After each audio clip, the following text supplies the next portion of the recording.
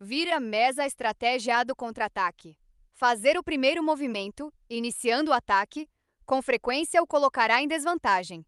Você está expondo sua estratégia e limitando suas opções. Em vez disso, descubra o poder de se conter e deixar que o outro lado mova-se primeiro, dando a você a flexibilidade para contra-atacar de qualquer ângulo. Se seus adversários são agressivos, atraia-os para um ataque surpresa que os deixará em uma posição fraca. Aprenda a usar a impaciência deles, a ansiedade para pegar você, como uma forma de desequilibrá-los e derrubá-los. Em momentos difíceis, não se desespere ou recue. Qualquer situação pode ser invertida.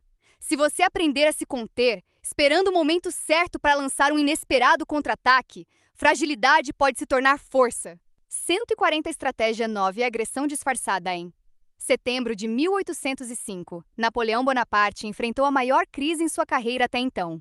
Áustria e Rússia haviam se aliado contra ele. Ao sul, as tropas austríacas estavam atacando os soldados franceses que ocupavam o norte da Itália. A leste, o general austríaco Karl Mack entrava na Bavária liderando uma grande força. Um exército de considerável tamanho, sob o comando do general Mikhail Kutuzov, estava a caminho para se juntar ao de Mack. E esta força aliada, uma vez fundida e expandida, seguiria para a França. A leste de Viena, mais tropas russas e austríacas aguardavam para ser distribuídas em formação de combate onde fosse necessário. Os exércitos de Napoleão ficaram reduzidos a uma proporção de 2 para 1. O plano de Napoleão era tentar derrotar um por um todos os exércitos aliados, usando suas unidades menores, porém com maior mobilidade, para combatê-los antes que pudessem unir forças. Enquanto reservava tropas suficientes para produzir um impasse na Itália, ele atacou a Bavária antes que Kutuzov chegasse e forçou a vergonhosa rendição de Mack em Ulm, quase sem nenhum tiro disparado. Esta vitória sem derramamento de sangue foi uma obra-prima, mas para explorá-la ao máximo, Napoleão precisava alcançar Kutuzov, antes que o general russo pudesse ser reforçado por mais tropas russas ou austríacas. Com essa finalidade, Napoleão enviou o grosso de seu exército para o leste, em direção a Viena, esperando encurralar as forças russas em retirada. Mas a perseguição se meteu em um atoleiro. O tempo estava ruim. As tropas francesas estavam cansadas. Seus marechais cometiam erros. E o mais importante, o ardiloso Kutuzov era mais esperto na retirada do que do ataque. Conseguindo despistar os franceses, ele chegou à cidade de Olmütz, a noroeste de Viena, onde as forças austro-russas estavam estacionadas. Agora a situação se inverteu. De repente, era Napoleão que estava em grave perigo. A força de suas tropas era a mobilidade. Relativamente pequenas, elas eram individualmente vulneráveis e funcionavam melhor quando operavam próximas umas das outras o suficiente para chegarem rápido com ajuda. Agora elas estavam dispersas em uma longa linha de Munique até Viena, que Napoleão havia tomado depois de sua vitória sobre Mack em Ulm. Os homens estavam famintos, cansados e havia escassez de suprimentos. Os austríacos combatendo os franceses no norte da Itália haviam desistido da batalha ali e estavam em retirada. Mas isso os colocava dirigindo-se para o noroeste, representando uma ameaça ao flanco sul de Napoleão. Ao norte, os prussianos, vendo Napoleão em dificuldades, estavam considerando se unir à aliança. Se isso acontecesse, eles poderiam causar um estrago nas linhas extensas de comunicação e suprimentos de Napoleão, e os dois exércitos movendo-se do norte e do sul poderiam esmagá-lo até a morte. As opções de Napoleão eram terríveis. Continuar a perseguição a Kutuzov estenderia ainda mais suas linhas. Além disso, os russos e austríacos eram agora 90.000 homens e estavam em uma excelente posição em Olmütz. Ficar parado, por outro lado, era arriscar ser lentamente engolido por exércitos de todos os lados. A retirada parecia ser a única solução, e foi isso que seus generais aconselharam. Mas com o tempo piorando e o inimigo com certeza importunando-o, isso sairia caro também. E a retirada significaria que sua vitória em Ulm tinha sido desperdiçada. Um tremendo golpe no moral de seus homens. Isso praticamente convidaria os prussianos a entrarem na guerra, e os ingleses, seus inimigos, vendo-o vulnerável, talvez chegassem até a invadir a França. Qualquer caminho que ele escolhesse parecia levar ao desastre. Durante vários dias ele ficou mergulhado em seus pensamentos, ignorando seus conselheiros e consultando mapas. Enquanto isso, em Olmütz, os líderes austríacos e russos, entre eles o imperador Francisco I da Áustria e o jovem czar Alexandre I, observavam os movimentos de Napoleão com intensa curiosidade e excitação. Eles o tinham onde queriam que ficasse. Certamente seriam capazes de compensar o desastre em Ulm. No dia 25 de novembro, batedores aliados relataram que Napoleão havia movido uma grande parte de seu exército para Austerlitz, a meio caminho entre Viena e Olmütz. Ali parecia que suas forças estavam ocupando o outeiro de Pratzen, uma posição que indicaria preparação para a batalha. Mas Napoleão tinha apenas uns 50.000 homens com ele. Era quase a metade do que têm os seus adversários. Que esperanças ele tinha de enfrentar os aliados? Mesmo assim, no dia 27 de novembro, Francisco I ofereceu-lhe um armistício. Napoleão era formidável, e mesmo nessa desvantagem, lutar contra ele era arriscado. Na verdade, Francisco também estava tentando se dar um tempo para cercar totalmente o exército francês. Mas nenhum dos generais da aliança achava que Napoleão cairia nesse truque. Para sua surpresa, entretanto, Napoleão parecia ansioso para entrar em acordo. De repente, o czar e seus generais tiveram outra ideia. Ele estava em pânico, agarrando-se a qualquer coisa como tábua de salvação.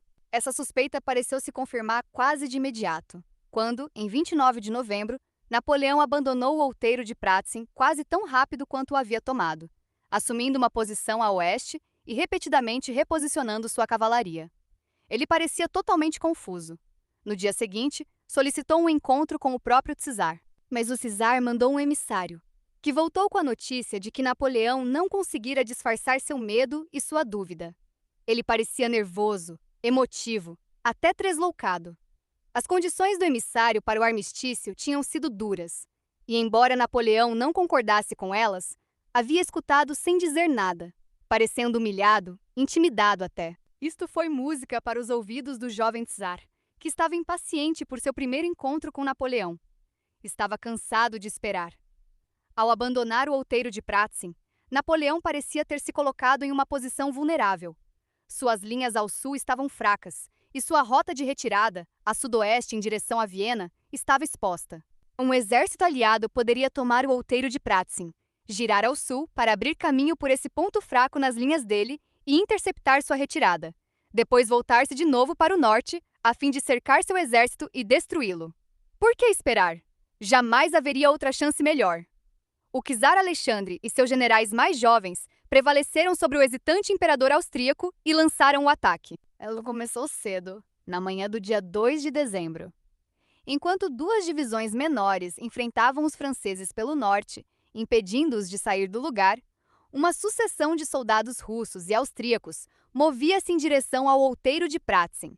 Tomava-o, depois girava para o sul, mirando o ponto fraco francês. Embora encontrassem resistência do inimigo em número inferior, eles rapidamente avançaram e logo conseguiram tomar as posições chaves que lhes permitiram virar para o norte e cercar Napoleão. Mas às 9 horas da manhã, quando as últimas tropas da aliança subiram o outeiro e se dirigiram para o sul, os comandantes aliados receberam a notícia de que algo inesperado estava para acontecer.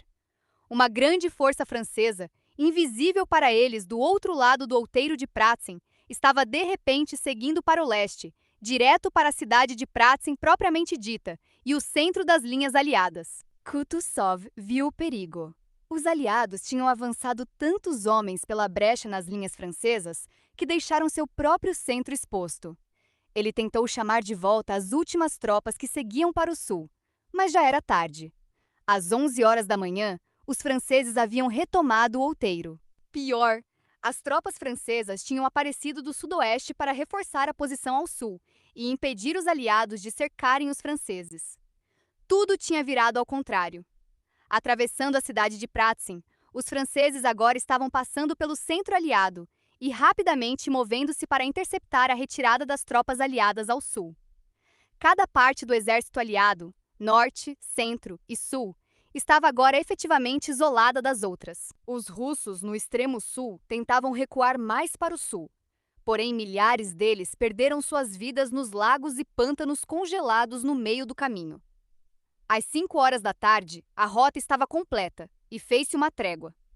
O exército austro-russo havia sofrido baixas terríveis, muito mais do que os franceses. A derrota era tão grande que a aliança sofreu um colapso.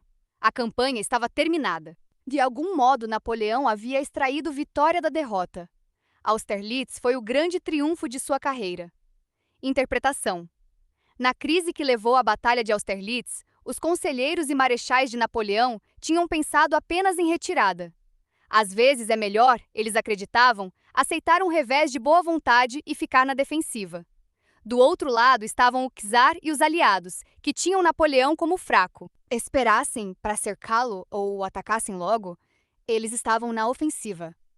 Uma súbita inspiração veio a William, sugerida pelo desastre que acontecera com os ingleses logo no primeiro conflito. Ele decidiu tentar o expediente de uma fuga simulada, um estratagema desconhecido pelos bretões e normandos em épocas anteriores. Por ordem sua, uma parte considerável dos assaltantes, de repente, deu meia volta e se retirou em aparente desordem. Os ingleses pensaram, com mais desculpas nesta ocasião do que na última, que o inimigo estava mesmo expulso, e pela segunda vez, uma grande quantidade deles rompeu a linha e correu atrás dos esquadrões em retirada. Quando já tinham descido bastante a rampa, William repetiu seu procedimento anterior. A porção intacta de seu exército atacou os flancos dos perseguidores, enquanto aqueles que haviam simulado a fuga deram a volta e os atacaram de frente. O resultado foi novamente uma conclusão precipitada. Os homens desordenados do Fard foram cortados em pedaços, e poucos ou nenhum escaparam para se reunirem de novo a seus camaradas no outeiro. History of the Art of War in the Middle Ages, Sir Charles Oman, 1898. Strategia 9, 143. No meio ficava Napoleão, que, como um estrategista, estava muito acima tanto de seus próprios conselheiros como de seus marechais, por um lado, e do czar e os generais da aliança, de outro. Sua superioridade estava na fluidez de seu pensamento. Ele não concebia a guerra em termos mutuamente exclusivos de defesa e ofensa. Em sua cabeça, elas estavam inextricavelmente associadas. Uma posição defensiva era a maneira perfeita para disfarçar uma manobra ofensiva, um contra-ataque.